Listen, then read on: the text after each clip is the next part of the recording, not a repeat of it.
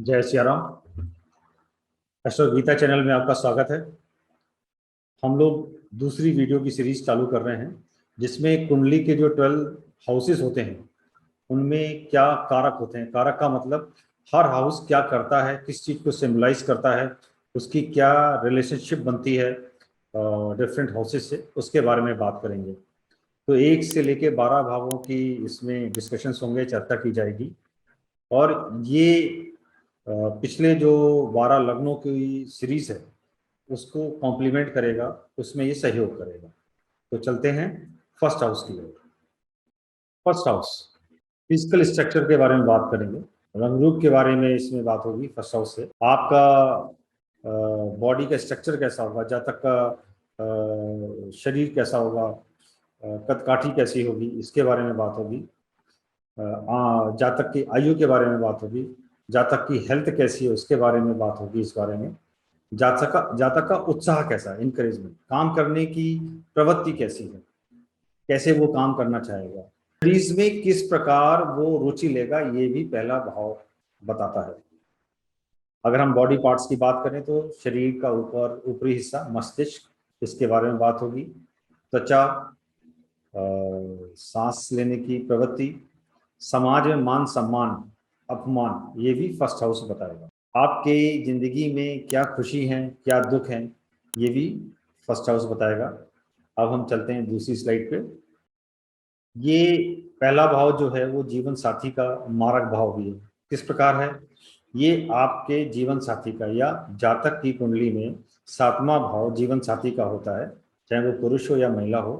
तो यहाँ से जो सामने जो पहला भाव हो ये मारक भाव कहलाता है। मारक भाव क्यों कहलाता है इसके बारे में अलग वीडियो में चर्चा होगी। फिलहाल हम इतना ही जानें कि ये मारक भाव कहलाता है। ये आपके पिता की मानसिक शक्ति के बारे में बताता है। कैसे? ये आपके पिता का भाव है। यहाँ से पांचवा पांचवा बुद्धि का भाव होता है, तार्किक शक्ति का भाव भाव होता है, आपकी इंटेलेक्चुअल प्रॉपर्टीज का भाव होता है। तो ये फादर के लिए पांचवा हुआ। तो यहाँ पर ये आपके फादर की इंक्लिनेशन बताएगा, इनकी बुद्धि और मानसिक स्तर के बारे में बताएगा। पांचवा बच्चे के बारे में भी ये भाव बताएगा।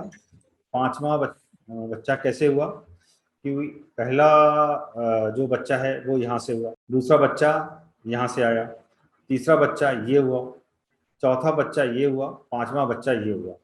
मतलब पंचम भाव से हर तीसरा भाव आपकी संतानों के बारे में बताएगा, संतानों के क्रम के बारे में बताएगा।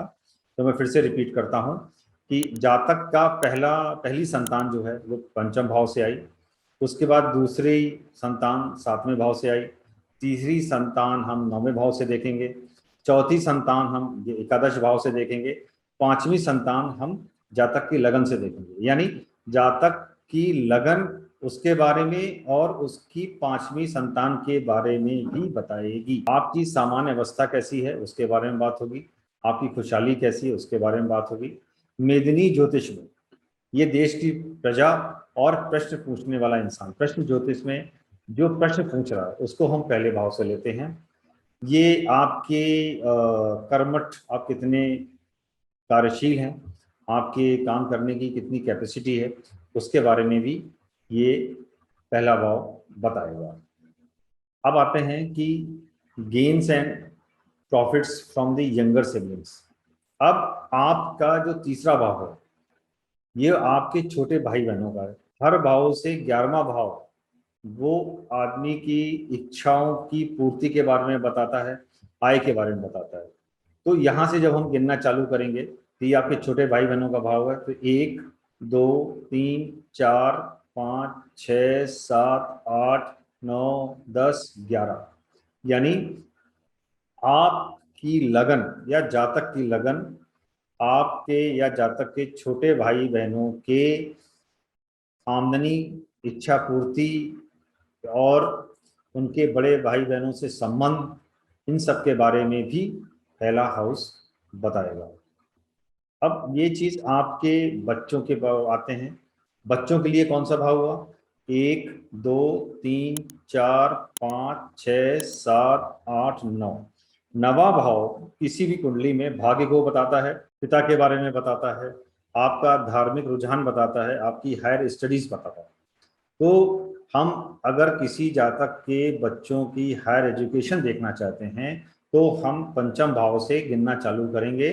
तो 1 2 3 4 5 6 7 8 9, यानी फर्स्ट हाउस आपके संतानों की इन जनरल, और स्पेशली बड़ी स्पेसिफिक बात करें तो पहली संतान की हायर एजुकेशन कैसी होगी वो भी आपका फर्स्ट हाउस या कुंडली का फर्स्ट हाउस रिफ्लेक्ट करेगा।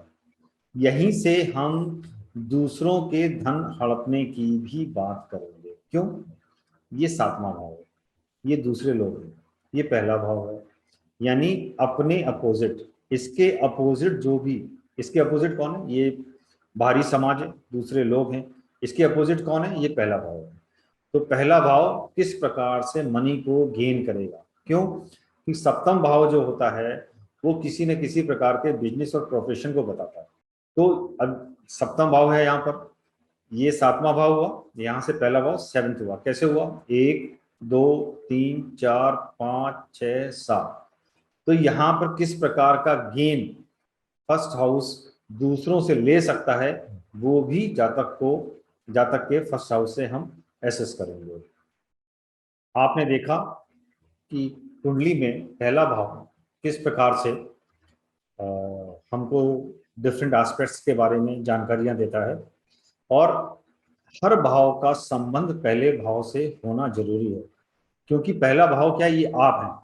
अगर हम सांसारिक रिश्तों की बात करेंगे तो दूसरे भाव से कुटुंब देखेंगे, तीसरे भाव से आपके भाई बहन देखेंगे, चौथे भाव से आपकी माँ देखेंगे, या कुंडली में जातक की माँ देखेंगे, पांचवें भाव से जातक के संतान देखेंगे, छठे भाव से जातक के मातृपक्ष देखा जाएगा, ननिहाल देखा जाएगा। तो किसके सापेक्ष में, किसके रिस्पेक्ट में देखा जाएगा? तो वो फर्स्ट हाउस है।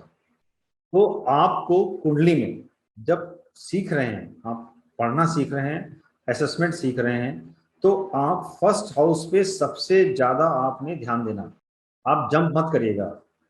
अक्सर लोग इसको ज्योतिष को पढ़ते समय जंप करने लगते हैं।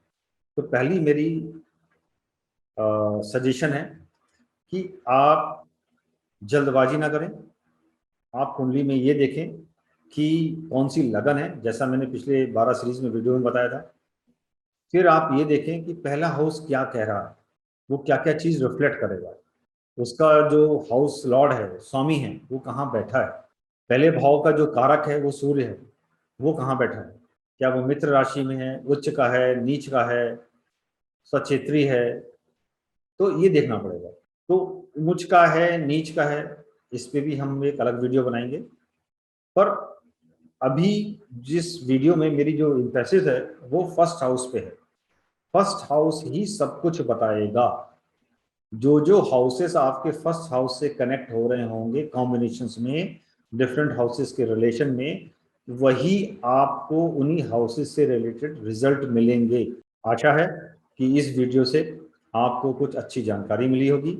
आपने अगर अभी तक हमारा चैनल सब्सक्राइब नहीं किया है तो आप लाइक बटन प्रेस करें और सब्सक्राइब बटन में जाकर हमारे रेगुलर सब्सक्राइबर बने, ताकि जितने भी वीडियोस हम अपलोड करें वो आपके पास नोटिफिकेशन पहुंचे और आप उससे लाभ उठा सकें। जय श्री राम।